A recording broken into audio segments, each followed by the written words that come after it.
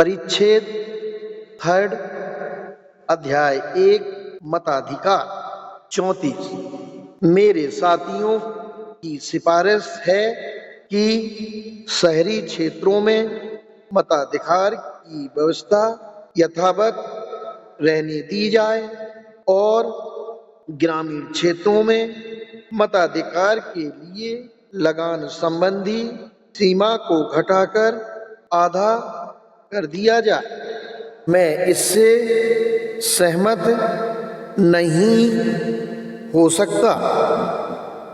मेरे साथियों ने मताधिकार के प्रश्न के बारे में सोचा है जैसे यह अधिकार का नहीं रियायत का सवाल है।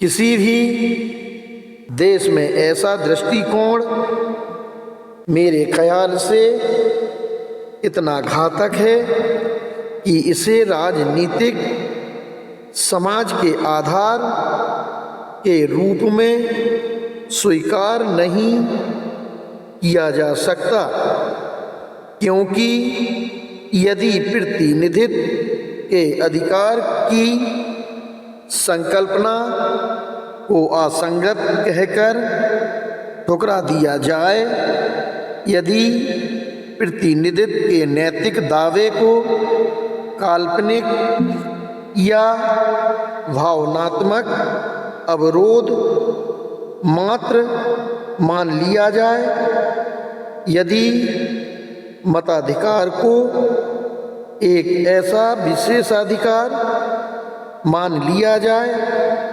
जिसे राजनीतिक सत्ताधारी उसके संभावित उपयोग के अपने आकलन के अनुसार जब चाहें दे दें या ना दें, तो यह निश्चित है कि मताधिकारहीन लोगों की राजनीतिक मुक्ति पूर्णतः उन लोगों की मुट्ठी में बंद हो जाएगी जिन्हें मताधिकार प्राप्त है। ऐसे निष्कर्ष को स्वीकार करना तो यह स्वीकार करना है कि दास्तां में कोई बुराई नहीं, क्योंकि दास्तां के मूल में भी यह कल्पना होती है कि दासों का कोई अधिकार नहीं होता सिवाय उसके जो सत्ताधारी वर्ग अपनी इच्छा से उसे दे दें। ऐसे किसी निष्कर्ष वाले सिद्धांत के लिए तो कहना ही पड़ेगा कि वह किसी भी जन निर्वाचित शासन प्रणाली के लिए घातक विष है, अतः मैं उसे पूर्णतः अस्वीकार करता हूँ। 35 मताधिकार के प्रश्न के बारे में मेरे साथी सोचते हैं कि यह तो सिर्फ इतनी सी बात है कि कागज का एक ऐसा टुकड़ा मतपेटी में डालने का अधिकार दिया जाए जिस पर कुछ नाम लिखे हों। यदि ऐसा ना होता तो साक्षरता को मताधिकार का मापदंड बनाने पर जोर ना देते। मताधिकार के बारे में इस प्रकार का दृष्टिकोण निश्चित रूप से छिछला व उथला है, क्योंकि उसमें इस अधिकार के उद्देश्य के प्रति पूर्ण भ्रांति है। यदि बहुसंख्यकों के दिमाग में यह बात साफ होती कि मताधिकार की सही तस्वीर क्या है, तो वे मताधिकार के महत्व को समझते। वह मतपत्र पर निशान भर लगा देना नहीं है, वह तो ऐसी व्यवस्था है, वह तो ऐसी व्यवस्था का प्रतीक है जिसमें उन शर्तों के नियमन में सीधी तथा सजग साझेदारी हो जिन पर सहजीवन आधारित होगा और कल्याण का झंडा लहराया जाएगा। एक बार यदि मताधिकार की इस अवधारणा को स्वीकार कर लिया जाए तो उसका अर्थ होगा कि उस प्रत्येक वयस्क को मताधिकार दिया जाए जो पागल नहीं है। सहजीवन से हर व्यक्ति जुड़ा रहता है और चूंकि उसके परिणामों का प्रभाव हर व्यक्ति पर पड़ता है, अतः हर व्यक्ति को उसकी शर्तों को तय करने का अधिकार मिलना ही चाहिए। इसी आधार पर यह भी कहा जा सकता है कि जो व्यक्ति जितना गरीब है उतनी ही अधिक जरूरत मताधिकार देने की है। कारण हर उस समाज में जो व्यक्तिगत संपत्ति पर आधारित है वहाँ मालिकों और मजदूरों के बीच सहजीवन की शर्तें प्रारंभ से ही मजदूरों के प्रतिकूल तय होती हैं। यदि इस बात की गारंटी देनी है कि मजदूरों के कल्याण पर मालिकों का खतरा ना मंडराए तो उनके सहजीवन की शर्तों को निरंतर पुनः पुनः तय करना ही होगा, परंतु यह तभी संभव है जब मताधिकार का नाता संपत्ति से तोड़ा जाए और उसे सभी संपत्ति विहीन वयस्कों से जोड़ा जाए। अतः स्पष्ट है कि दोनों ही दृष्टिकोणों से वयस्क मताधिकार का दम भरने वाला निष्कर्ष अकाट्य है। मैं उस निष्कर्ष को स्वीकार करता हूँ और सिफारिश करता हूँ कि 21 वर्ष से अधिक उम्र वाले सभी वयस्कों को चाहे वे नर हों या नारी मताधिकार प्रदान किया जाए। 36 राजनीतिक न्याय ही वयस्क मताधिकार का एकमात्र आधार नहीं है, राजनीतिक औचित्य भी उसका समर्थन करता है। मुसलमान जैसे अल्पसंख्यक समुदाय सांप्रदायिक निर्वाचक मंडलों का आग्रह इस कारण भी करते हैं कि उन्हें इस बात की आशंका है कि संयुक्त निर्वाचन क्षेत्रों में बहुसंख्यक समुदाय के मतदाता निर्वाचन पर इतना अधिक प्रभाव डालेंगे कि उन लोगों को चुन लिया जाएगा जो अल्पसंख्यकों के दृष्टिकोण से अवांछनीय है। मैंने प्रतिवेदन में आगे कहा है कि ऐसी आशंका को वयस्क मताधिकार की व्यवस्था करके कारगर ढंग से निर्मूल किया जा सकता है। बहुसंख्यकों ने इस ओर ध्यान नहीं दिया है कि वयस्क मताधिकार महत्वपूर्ण है और वह सांप्रदायिक निर्वाचक मंडलों का विकल्प है। बहुसंख्यकों का विचार है कि सांप्रदायिक निर्वाचक मंडलों की व्यवस्था एक अच्छाई है और उसे बनाए रखना उचित है। वे सोचते हैं कि वयस्क मताधिकार एक बुराई है और उस पर अंकुश लगाना ही चाहिए। इस बारे में मेरा विचार इसके ठीक विपरीत है। मैं कहता हूँ कि सांप्रदायिक निर्वाचक मंडलों की व्यवस्था एक बुराई है और वयस्क मताधिकार एक अच्छाई। जो मुझसे सहमत हैं वे मानेंगे कि वयस्क मताधिकार लागू किया जाए, केवल इसलिए नहीं कि वह एक सनातन अच्छाई है, बल्कि इसलिए भी कि यह हमें सांप्रदायिक निर्वाचक मंडलों की बुराई से मुक्ति दिलाएगा।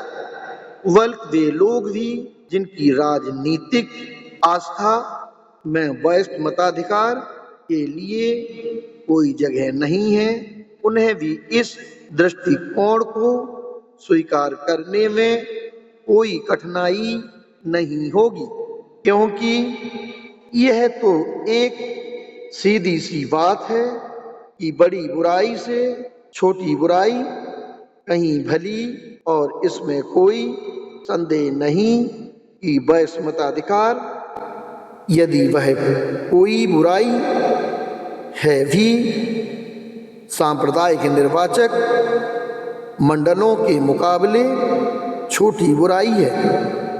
वयस्क मताधिकार का समर्थन न केवल राजनीतिक न्याय अपितु राजनीतिक औचित्य भी करता है और जनमत का बहुत बड़ा अंश भी उसकी मांग कर रहा है। नेहरू कमेटी की रिपोर्ट भी वयस्क मताधिकार को लागू करने के पक्ष में है। उसमें ब्राह्मण से इतर तथा दलित वर्गों को छोड़कर भारत के सभी राजनीतिक दलों के दृष्टिकोणों का समावेश है। दलित वर्ग भी वयस्क मताधिकार पर आग्रह कर रहे हैं। सिंध मोहम्मडन एसोसिएशन एक मुस्लिम सदस्य और बम्बई सरकार के एक गैर ब्राह्मण सदस्य ने भी इसका समर्थन किया है। इस तरह जनमत का एक बहुत बड़ा भाग वयस्क मताधिकार का समर्थन करता है। मेरे साथियों ने ऐसा कोई कारण नहीं बताया है कि उन्होंने इस विशाल जनमत की क्यों अनदेखी की है। सैंती ऐसा लगता है कि वयस्क मताधिकार के विरोध में मेरे साथियों के मन पर दो बातों ने भारी दबाव डाला है। एक तो देश में विद्वान निरक्षरता का पैमाना है। देश में आम जनता निरक्षर है, इससे कोई इनकार नहीं कर सकता, परंतु इस तथ्य का मताधिकार के प्रश्न से कोई सरोकार है। इस दृष्टिकोण को मैं सही नहीं मानता। पहली बात तो यह है कि निरक्षर व्यक्ति की निरक्षरता उसकी कोई गलती नहीं है। बम्बई सरकार काफ़ी लंबे अरसे तक लोक शिक्षा के सर्वाधिक महत्वपूर्ण कार्य को अपने हाथ में लेने से इनकार करती रही है और जब उसने लिया तो जानबूझकर ऐसी व्यवस्था की कि शिक्षा का लाभ केवल कुछ खास वर्गों को मिला और आम जनता उससे वंचित रह गई। 1854 के बाद ही इस सरकार ने वर्ग शिक्षण से हटकर जन शिक्षण का समर्थन किया, लेकिन जन शिक्षा के प्रसार में सरकार ने कोई खास रुचि नहीं दिखाई है। उसने केवल कुछ प्रस्ताव पास कर दिए। शिक्षा के लिए वित्तीय सहायता के रूप में सरकार ने सदा भारी कंजूसी बरती है। यह शरारत है जो सरकार सदा कराधान के पक्ष में कर रही है। वह अनिवार्य प्राइमरी शिक्षा के बारे में माननीय गोखले के उस प्रस्ताव को कैसे नकार सकती है जिसमें कराधान का भी जिक्र था। सुधारों के कारण शायद ही कोई फर्क पड़ा हो। प्रेसिडेंसी में अनिवार्य प्राइमरी शिक्षा अधिनियम पास होने के अलावा जन शिक्षा की दिशा में कोई खास प्रगति नहीं हुई। इसके विपरीत स्थानीय प्राधिकारियों को शिक्षा का कार्य सौंपे जाने से इसका स्तर गिरा है। इसकी व्यवस्था ऐसे लोगों के हाथ में चली गई है जो अपेक्षाकृत या तो कोई दिलचस्पी नहीं लेते या इसे नहीं लेते या इस क्षेत्र में अनभिज्ञ हैं। ऐसे लोग मुश्किल से ही शिक्षा सुधार में रुचि लेते हैं। 39 जहाँ तक दलित वर्गों को साक्षर बनाने का प्रश्न है, सच्चाई तो यह है कि उन्हें इससे वंचित रखा जा रहा है। उनकी शिक्षा के मार्ग में अस्पृश्यता एक ऐसी दीवार है जिसे लांघा नहीं जा सकता। इसके आगे सरकार भी झुक गई है और उसने भारत में सामाजिक व्यवस्था की इच्छाओं की बेदी पर पब्लिक स्कूलों में दलित वर्गों के दाखिले के अधिकारों की बलि दे दी है। 1856 के प्रस्ताव में बंबई सरकार ने धारवाड़ के एक स्कूल में दाखिले के लिए एक महार लड़के की याचिका रद्द कर दी थी और कहा था पत्राचार में चर्चित प्रश्न में एक विकट व्यवहारिक कठिनाई है। एक, इस बात में कोई शक नहीं कि अमूर्त न्याय महार याचिका दाता के पक्ष में है।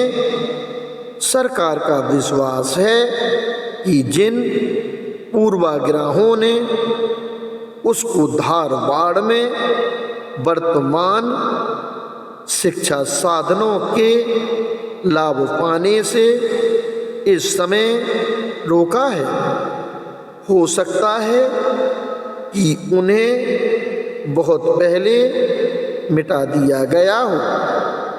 2, लेकिन सरकार का यह दायित्व है कि वह इस बात को ध्यान में रखे कि यदि वह युगों से चले आ रहे पूर्वाग्रहों को मिटाने के लिए किसी एक व्यक्ति या कुछ लोगों के हित में तुरंत हस्तक्षेप करेगी तो शायद उससे शिक्षा के ध्येय को भारी क्षति होगी।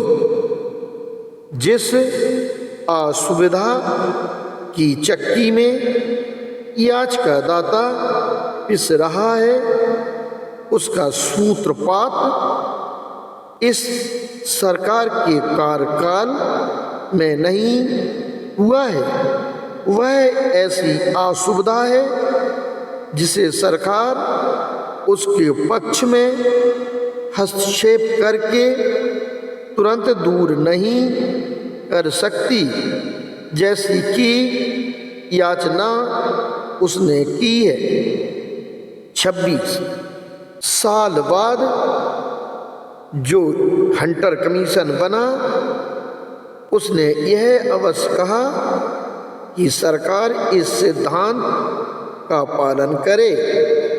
किसी भी सरकारी कॉलेज या स्कूल में किसी को दाखिले के लिए केवल जात के आधार पर इनकार ना किया जाए, लेकिन उसने भी यह कहना जरूरी समझा था कि इस सिद्धांत का समुचित सावधानी से पालन किया जाए। इस सावधानी का नतीजा यह निकला कि उस सिद्धांत को लागू ही नहीं किया गया। 1921 में तत्कालीन शिक्षा मंत्री डॉक्टर परांजपे ने जरूर एक साहसिक कदम उठाया, परंतु उनके इस कदम के पीछे कोई आधिकारिक आदेश नहीं था। इसलिए स्कूलों में दलित वर्गों के दाखिले के बारे में उनके परिपत्र की उपेक्षा की जा रही है। नतीजा यह है कि निरक्षरता अब भी दलित वर्गों के जीवन का दयनीय अंग बनी हुई है। 40 अतः अक्सर उछाले जाने वाले इस सवाल के जवाब में कि निरक्षर लोगों को मताधिकार कैसे दिया जाए, मेरा उत्तर है कि उनकी निरक्षरता के लिए कौन जिम्मेदार है। यदि निरक्षरता का दायित्व सरकार का है तो मताधिकार के लिए साक्षरता की शर्त रखना बहुसंख्यक लोगों को मताधिकार से वंचित करना है। निरक्षरों का उसमें अपना कोई दोष नहीं, क्योंकि उनके लिए जिस साक्षरता की व्यवस्था की गई उसे प्राप्त करने का उन्हें कभी अवसर ही नहीं मिला। यदि इस बात को मान भी लिया जाए कि निरक्षरता दूर होने पर ही मताधिकार मिलेगा, तो इसकी क्या गारंटी है कि निरक्षरता दूर करने के लिए यथाशीघ्र प्रयत्न किए जाएंगे। राष्ट्र निर्माण के अन्य प्रश्नों की भांति ही शिक्षा का प्रश्न भी अंततः धन के प्रश्न से जुड़ा है। जब तक पर्याप्त धन उपलब्ध नहीं होता, शिक्षा का प्रसार ही नहीं हो सकता। यह धन कहाँ से आए, यह भी एक सवाल है। और उसे हल किया जाना है।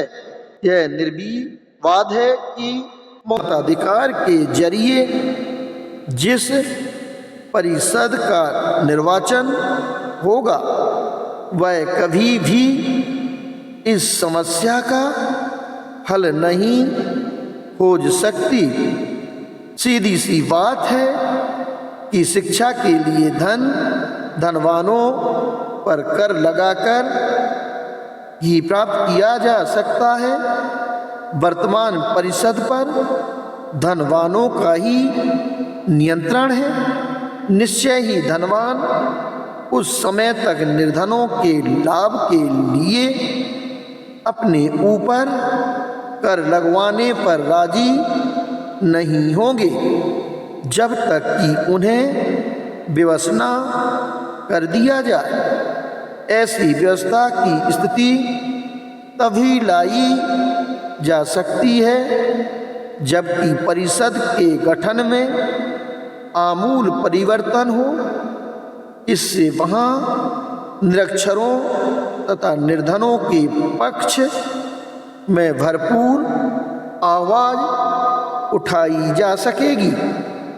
जब तक ऐसा नहीं होगा निरक्षरता का प्रश्न कभी हल नहीं हो सकता। उन्हें शिक्षा के अधिकार से वंचित रखना घोर अन्याय की स्थिति पैदा करना है।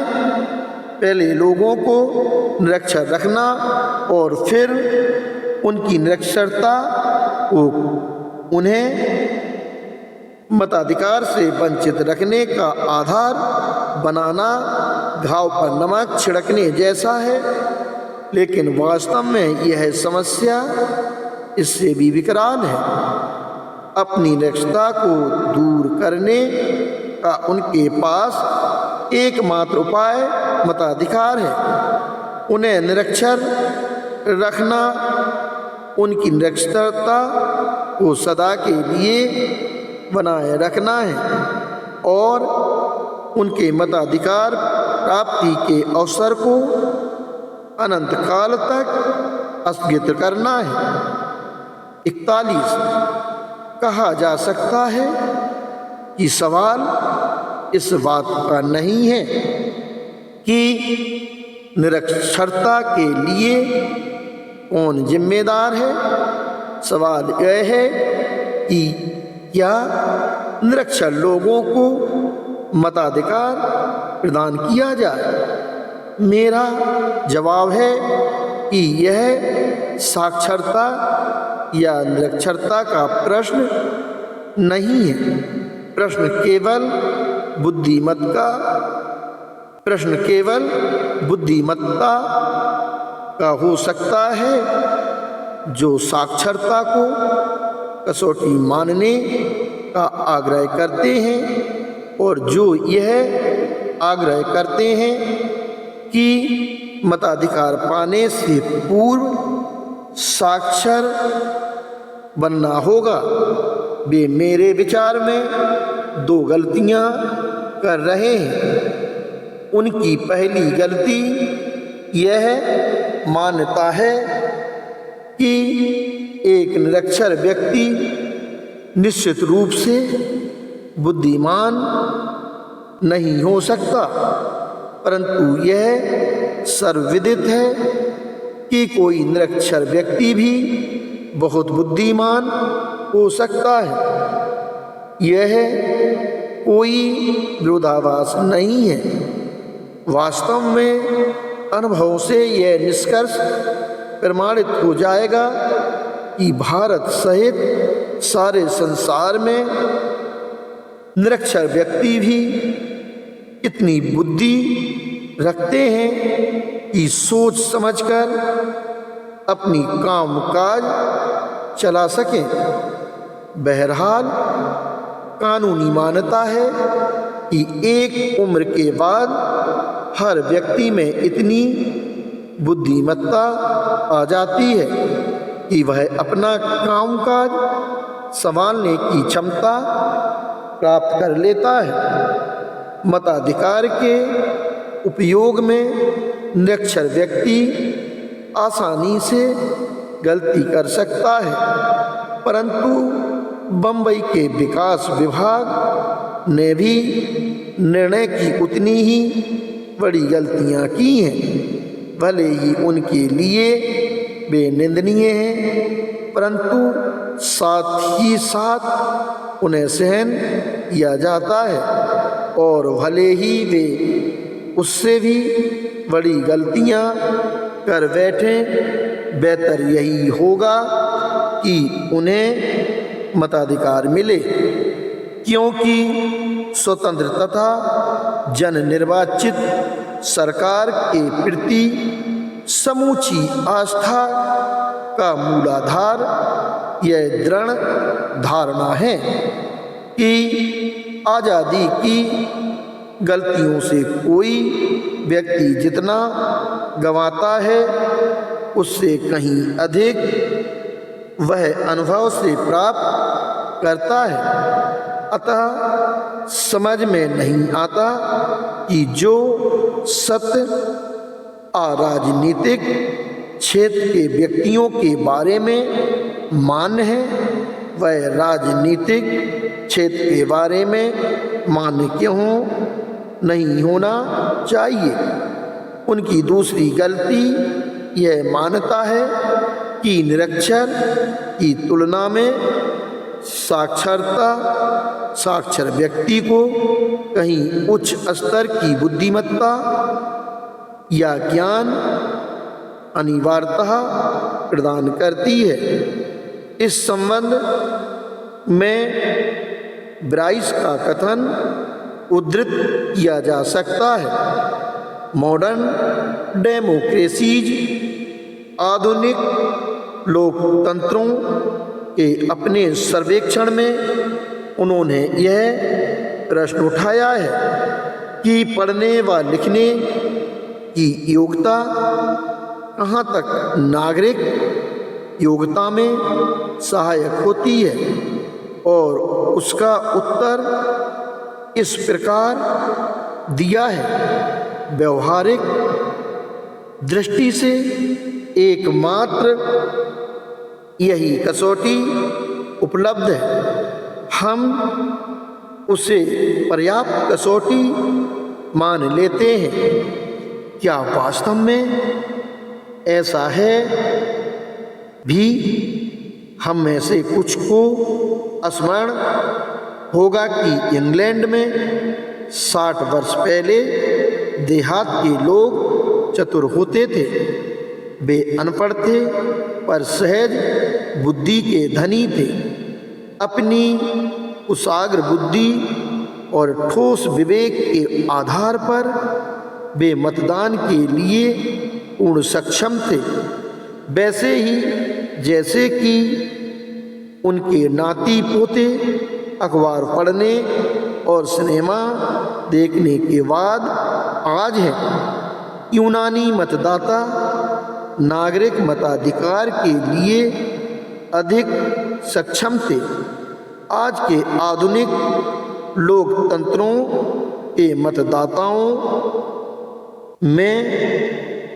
मतदाताओं से इन यूनानी मतदाताओं ने और उनमें से कुछ ने तो राजनीति छपी या लिखी पुस्तक आदि से नहीं सीखी, बल्कि कुशल वक्ताओं को सुनकर और आपस में वार्ता द्वारा सीखी थी। पढ़ने से अधिक लाभ आपसी वार्ता से होता है। वार्ता में मन अधिक सक्रिय रहता है, क्योंकि सुनते समय मस्तिष्क कम निष्क्रिय रहता है। चिंतन का महत्व है, पढ़ने का नहीं। चिंतन से मेरा मतलब है तथ्यों को हृदयंगम करने की शक्ति और उसके आधार पर तर्क की शक्ति।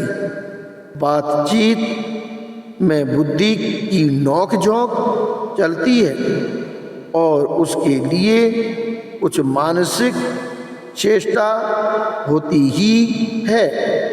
लेकिन इस युग में चिंतन का स्थान पठन ने ले लिया है। जो व्यक्ति केवल अपनी पार्टी का समाचार पत्र पढ़ता है और अन्य प्रकार की खिचड़ी सामग्री के साथ राजनीति के उसके दांव पेचों का ज्ञान प्राप्त करता है और अफरादों तथा फुटबॉल मैचों का विवरण पढ़ता है, वह यह जानने की कोशिश ही नहीं करता कि सवाल के दूसरे पहलू भी हैं और उनके बारे में कभी कभार ही पूछता है। वह यह जानने की कोशिश ही नहीं करता कि जो कुछ अखबार में छपा है उसके सबूत क्या हैं। चूँकि मुद्रित सामग्री किसी अज्ञात शक्ति की प्रतिनिधि दिख पड़ती है, अतः यह वार्ता में सुनी बात की अपेक्षा छापी गई बात पर अधिक सहजता से विश्वास कर लेता है।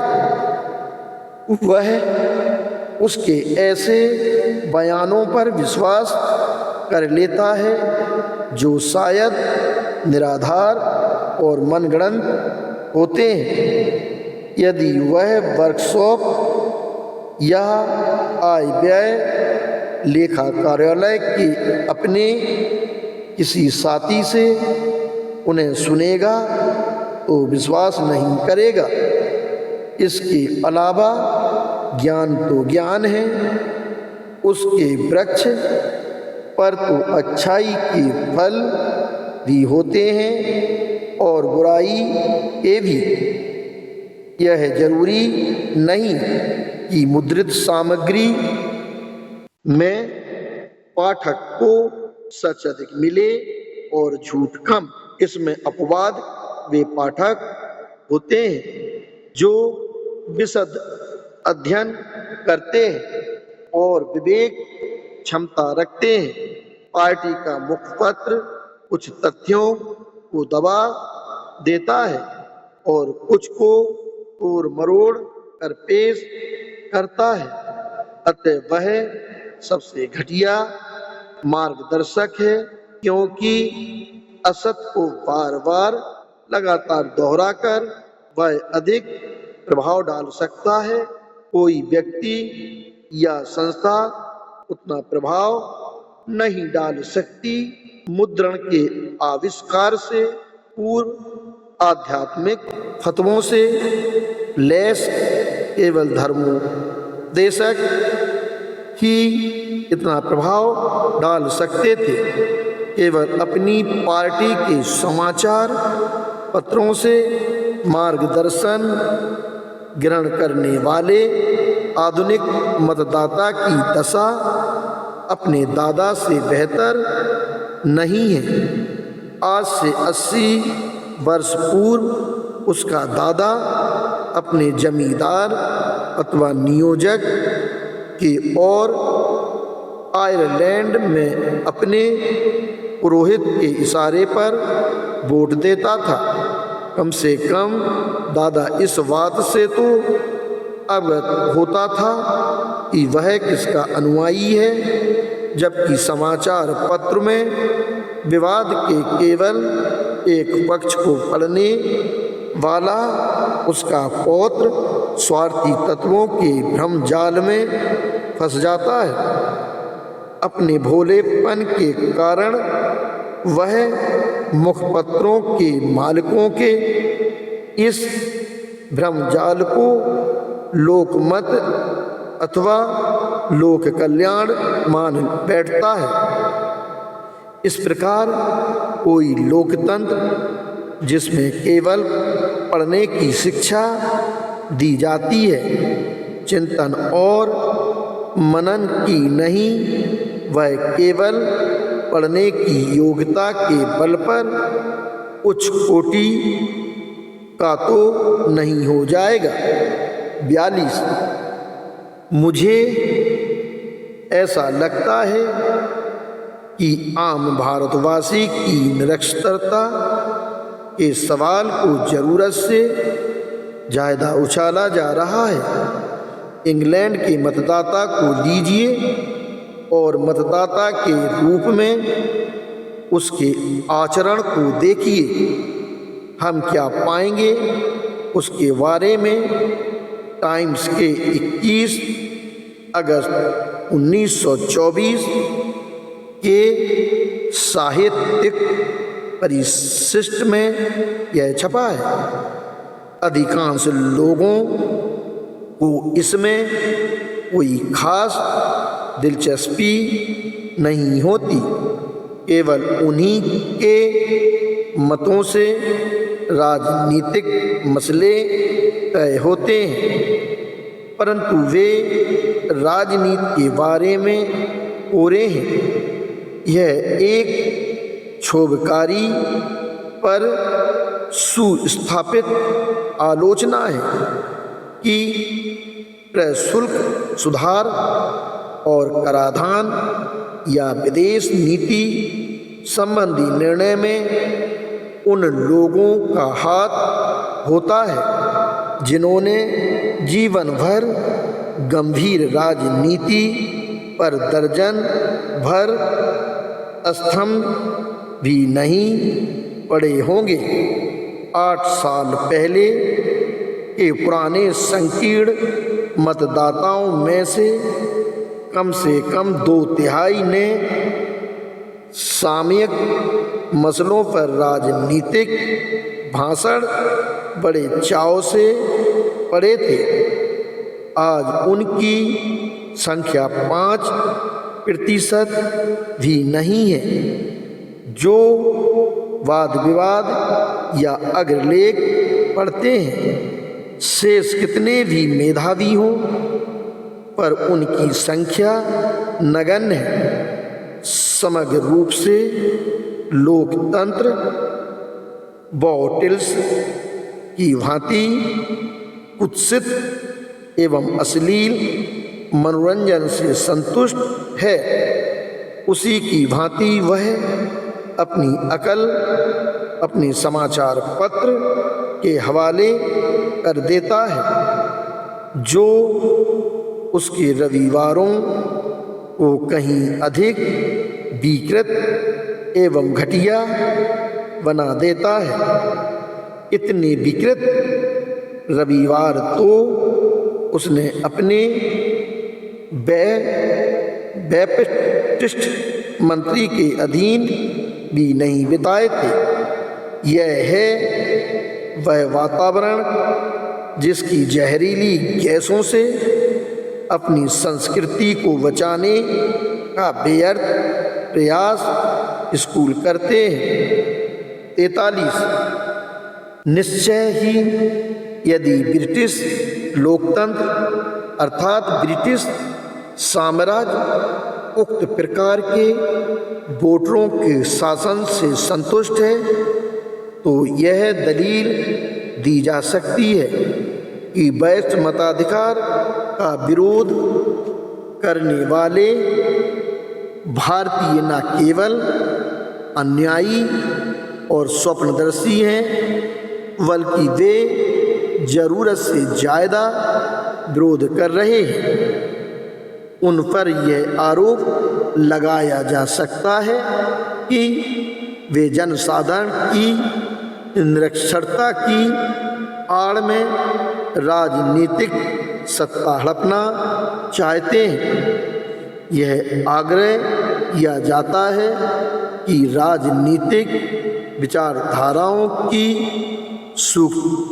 सूक्ष्मताओं का विशद ज्ञान और उनमें भेद करने की क्षमता राजनीतिक सूझबूझ की जरूरी कसौटियाँ हैं। इसे कम से कम बाल की खाल निकालना तो कहा ही जा सकता है।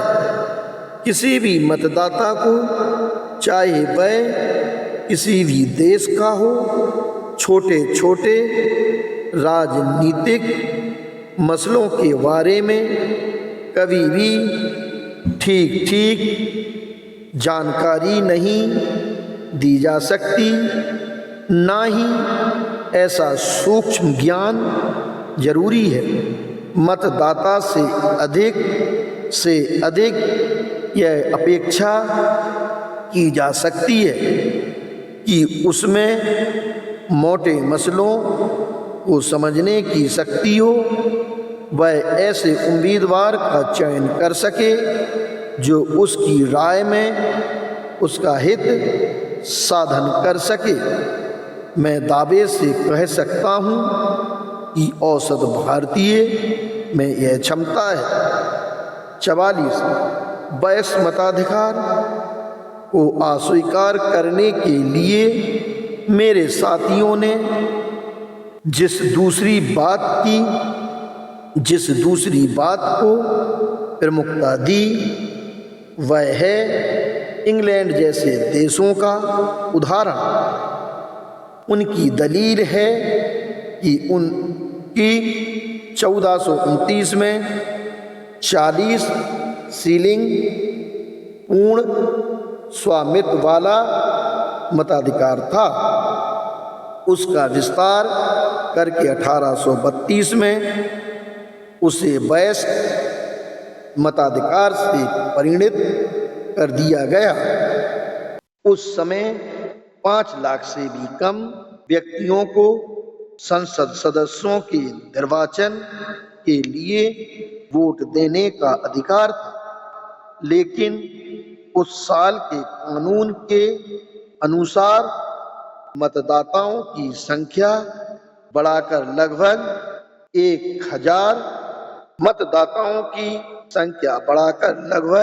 10 लाख कर दी गई। 1867 तक मताधिकार की सीमा घटाने के लिए कोई कदम नहीं उठाया गया। 1867 के कानून द्वारा यह संख्या बढ़ाकर 25 लाख कर दी गई। इसके 17 साल बाद जब 1884 का कानून बना तो यह संख्या बढ़ाकर फिर 55 लाख कर दी। फिर अगले 34 साल तब तक बस मताधिकार नहीं दिया गया, जब तक कि 1918 का लोक प्रतिनिधित्व अधिनियम पारित नहीं हुआ। राजनीतिज्ञों का एक ऐसा वर्ग है जो सामाजिक क्षेत्र में घोर अनुदार और राजनीतिक क्षेत्रों में आमूल परिवर्तनवादी है। वह उक्त तत्व का इस्तेमाल अपनी इस दलील के समर्थन में करता है कि विधायिका को पूर्ण सत्ता दी जा सकती है, भले ही वह पूरी तरह प्रतिनिधि विधायिका ना हो। अपने विरोधियों की दलील के उत्तर में भी वह उक्त तथ्य प्रस्तुत करता है।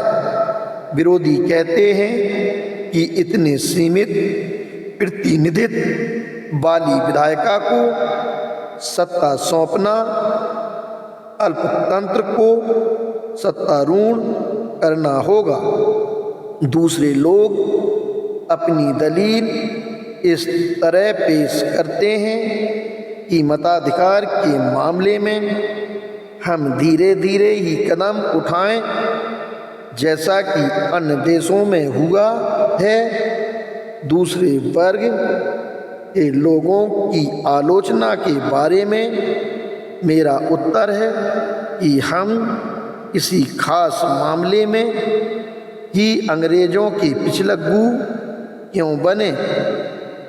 यह पक्की बात है कि अंग्रेजों ने अपने देश में मताधिकार के विषय में कोई सिद्धांत निश्चित नहीं किए थे।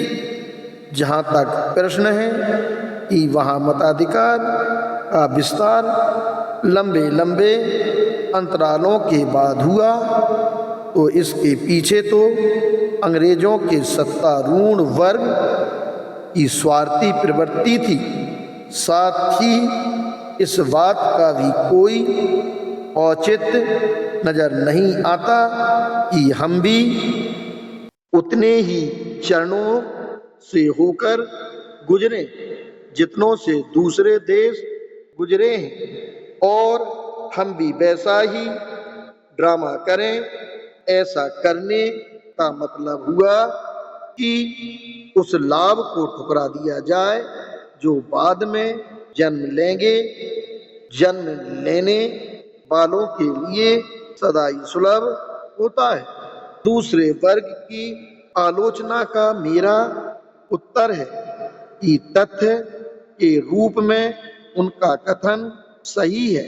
उसी संसद ने प्रभुसत्ता संपन्न राज्य की पूर्ण शक्तियों का उपयोग किया जब उसने जनसंख्या के अल्प प्रतिशत का प्रतिनिधित्व किया। परंतु प्रश्न यह है कि राष्ट्र को क्या परिणाम भुगतना पड़ा। लॉर्ड सैफ्सवरी ने सुधारविहीन संसद द्वारा रचे गए सामाजिक विधान के इतिहास का वर्णन किया है। जो व्यक्ति उस इतिहास से परिचित है वह कभी नहीं चाहेगा कि इस देश में उस प्रयोग को दोहराया जाए। यह परिणाम इंग्लैंड में प्रचलित सीमित मताधिकार का अनिवार्य परिणाम था। इन आलोचकों ने जिन तथ्यों पर बल दिया है वे मेरे विचार में सीमित मताधिकार पर टिकी सरकार का समर्थन नहीं करते। ऐसी सरकार इस दृष्टि से निम्नतर श्रेणी की सरकार है कि वह अल्पतंत्र के शासन को बढ़ावा देती है। संयुक्त रिपोर्ट तैयार करने वालों ने तो ऐसे परिणाम की कभी कल्पना तक नहीं की थी। वस्तुतः इस बुराई के प्रति वह इतने सजग थे कि अपनी रिपोर्ट के पैरा 262 में उन्होंने खास तौर पर कहा कि विचारार्थ विषयों में कानूनी कमीशन को मताधिकार तथा निर्वाचन क्षेत्रों के गठन पर भी विचार करना चाहिए। सांप्रदायिक प्रतिनिधित्व को बनाए रखने का महत्वपूर्ण विषय भी इसमें शामिल होना चाहिए। दरअसल हम मानते हैं कि विस्तृत मताधिकार वह आधार है जिस पर स्वराज्य की इमारत खड़ी होनी ही चाहिए। हमारा कोई इरादा नहीं कि हमारे सुधारों की परिणति केवल यह हो कि हम नौकरशाही के स्थान पर अल्पतंत्र के हाथ में सत्ता सौंप दें। 45 लेकिन इसका इलाज क्या है कि देश में अल्पतंत्र ना आए। जहाँ तक मैं समझता हूँ इसका एकमात्र उपाय वैश्य मताधिकार की व्यवस्था करना है। यह कहना संगत ही होगा कि 1928 के श्रीलंका आयोग के सदस्य भी संयुक्त रिपोर्ट तैयार करने वालों की भांति इस बारे में सजग थे। अल्पसंख्या वाले इन मतदाताओं को एक उत्तरदायी सरकार प्रदान करने का अर्थ होगा कि सत्ता अल्पतंत्र को सौंप दी जाएगी। और इस बात की कोई गारंटी नहीं होगी कि शेष लोगों के हितों के बारे में सत्तारूढ़ लोग परामर्श करेंगे। उन्होंने यह कहना जरूरी समझा, महामहिम की सरकार न केवल श्रीलंका के धनी तथा अधिक उच्च शिक्षा प्राप्त वर्गों की न्यासी है, बल्कि किसान, कुली एवं उन सभी निर्धन वर्गों की भी है जो बहुसंख्यक है। उनकी मान्यता थी यदि बहुसंख्यक वर्ग के हितों को अल्पसंख्यक वर्ग के निरंकुश नियंत्रण में सौंप दिया गया तो वह विश्वासघात होगा। उनका निष्कर्ष था राज्य परिषद के निर्वाचन में मतदाताओं के लिए साक्षरता की शर्त नहीं होनी चाहिए। उन्होंने कहा, हमारे विचार में उत्तरदायी सरकार के विकास के लिए जरूरी है कि जनसाधारण को और अधिक अवसर दिया जाए कि वह सरकार पर प्रभाव डाल सके। यह उचित भी है और विवेकपूर्ण भी कि मताधिकार को शिक्षित वर्गों तक सीमित नहीं रखा जा सकता। यदि श्रीलंका के लिए वैश्य मताधिकार का सुझाव दिया जा सकता है तो भारत के लिए क्यों नहीं? यह एक सहज प्रश्न है। साथ ही दोनों देशों की राजनीतिक, सामाजिक, आर्थिक और शैक्षिक अवस्थाएं एक दूसरे से इतनी अधिक मिलती जुलती हैं कि मताधिकार के मामले में दोनों में अंतर करना भेदभावपूर्ण होगा, जबकि इस अंतर को न्यायोचित नहीं ठहराया जा सकता। समानता को छोड़ भी दें तो केवल गुण दोषों के आधार पर भी इसमें कोई संदेह नहीं कि यदि दोनों में किसी एक को वैश्य मताधिकार के प्रयोग के लिए अधिक उपयुक्त समझा जाए तो वे हैं भारत के लोग और ख़ास तौर से उस बम्बई प्रेसिडेंसी के लोग जहां ग्राम पंचायतों में वैश्य मताधिकार प्रणाली पहले से ही प्रचलन में है।